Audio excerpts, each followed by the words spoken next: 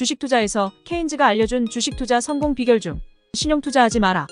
신용 투자는 심장을 겨눈 칼을 핸들에 달고 운전하는 꼴이라 하였습니다. 이제는 이 말이 주택 시장에도 꼭 부합되는 말처럼 들립니다. 2021년부터 2030 세대는 영끌을 하였습니다. 사회를 알기 시작하고 이제 사회를 좀 알만한 나이입니다. 갑자기 2030 세대가 1주택자에서 3주택자가 되었습니다. 내 집이 세 채가 있다는 게 믿기지 않았고 매일 빚을 갚으며 살아갔지만 이를 감당해 나가는 게 스스로 대견해 보이기까지 했습니다. 이때는 금리가 오를지 아파트 하락장이 올지 부동산 시장이 얼어붙을 거라곤 생각해 보려고도 하지 않았습니다. 그런데 상황은 절벽을 향해 계속 달려가고 있었습니다. 빚을 정말 싫어했던 젊은이들은 비투를 하고 있으면서도 나는 젊으니 어떤 고난이라도 헤쳐나갈 수 있을 것이라 호언장담합니다. 그러나 세월은 가진 자의 편이었던가.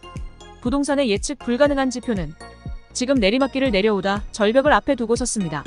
얼어붙은 전세시장과 끝없이 떨어지는 집값. 집주인들 간의 눈치 싸움은 이미 시작되었고 돈 벌었다는 기쁨도 채 1년을 넘기지 못한 채 돈의 무서운 칼날이 눈앞에 다가와 있었습니다. 4억 5천짜리 아파트를 전세 4억에 내 돈 5천만 원을 투자하여 매수한 집은 이제 1년 만에 매매가가 3억도 가지 않게 되었습니다. 집 두 채가 역전세가 되어 전세금 2억을 돌려줘야 하는데 감당이 되지 않습니다. 1년간 포기를 부린 것 때문에 부끄러워 부모나 지인들에게 말도 꺼낼 수도 없었습니다. 할 수 없이 집 두 채를 2억 손해를 보며 팔아야 했습니다. 지금 생각하면 팔린 게 어쩌면 천운이었습니다. 그래도 그나마 다행인 것은 주변에서 5채, 6채씩 늘려갈 때 세 채에서 멈췄다는 것이었습니다. 두 채를 빚이란 빚을 다 내 마무리하니 체중이 10kg이나 빠졌습니다. 살고 있는 마지막 한 채도 은행 이자가 감당이 안 돼 중개사에 내놨습니다. 매수 문의는 없고 이자 연체가 된 지도 벌써 2달째. 신용불량이 눈앞에 어른거리고 독촉 전화는 가슴을 벌름거리게 합니다. 누가 위기는 기회라 했던가.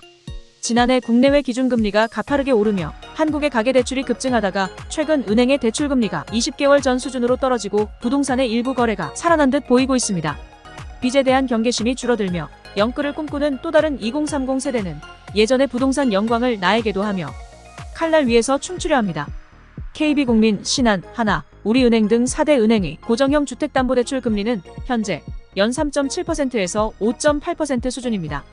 가장 낮은 금리는 올해 1월보다 1%포인트 이상 하락했고 한국은행이 금리를 인상하기 시작한 직후인 재작년 9월 말에 3.2% 이후 가장 낮고 고정금리보다 높은 주택담보대출 변동금리 역시 3%대 하락을 목전에 두고 있습니다.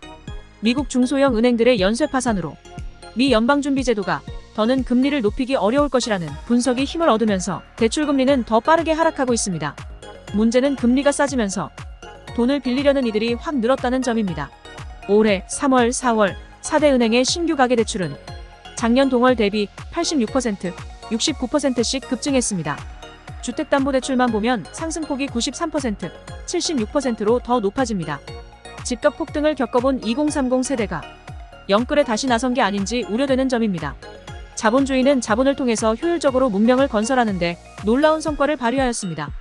자본주의의 특징인 자본은 자본을 불려나가는 자본의 확대 재생산입니다. 자본주의는 자본을 가진 자들만의 세계이듯 자본이 없는 자들은 자본의 수레바퀴를 굴리는 도구에 불과하고 자본에 의한 문명의 건설은 항상 불균형을 초래합니다. 이제 막 자본주의 사회에 진출한 2030 세대는 자본을 가진 자로 올라서기 위해 누구보다 의욕있고 과감하고 물불 안 가리고 일단 도전하고 보는 세대입니다. 그런데 부동산만큼은 도전해보기 전에 냉철하게 생각해볼 게 있습니다. 2022년 합계 출산율이 0.78명으로 해마다 계속 줄어들고 반면 인구는 2040년 5,019만 명, 2050년 4,736만 명으로 급격히 감소하는 것으로 예측되었습니다. 그리고 65세 이상 노인 인구의 비중은 2040년 34.4%, 2070년 46.4%로 예측되어 앞으로 4-50년 뒤에는 전체 인구의 절반이 노인인 셈입니다. 현재 지방을 지키고 있는 이 많은 노령층이 10년, 20년 뒤에 모두 사라지면 중소도시의 마을은 없어져 빈집만 가득 찬 유령도시가 될 것입니다. 그렇다고 정부가 서울과 경기도에만 모든 사람을 집중시킬 수는 없을 것입니다. 일본도 집이 안 팔리고 새도 나가지 않아 전세, 월세 없이 관리비만 내고 들어와 살아달라고 하는 지경입니다. 영끌의 원인은 한국의 부동산 가격이 너무 높고 금리가 너무 낮고 청년들이 안정적으로 마음을 잡고 살 수 있는 일자리가 없고 부동산 투자 열풍이 너무나 지나칩니다. 그래서 영끌의 대책으로는 부동산 가격을 낮추고 금리를 올리고 청년들에게 안정적인 좋은 일자리를 제공하고 부동산 투기 열풍이 일어나지 않도록 하는 정부의 강력한 의지가 필요합니다. 부동산 전문가로서 볼 때 2030 세대가 도전해볼 상대는 일확천금의 부동산은 아니지 싶고 우리나라를 이끌어갈 세대인 만큼 더 높고 더 큰 일에 온 정열을 쏟아 자신의 미래를 준비하여야 할 것입니다. 부동산 연구소 RTI였습니다.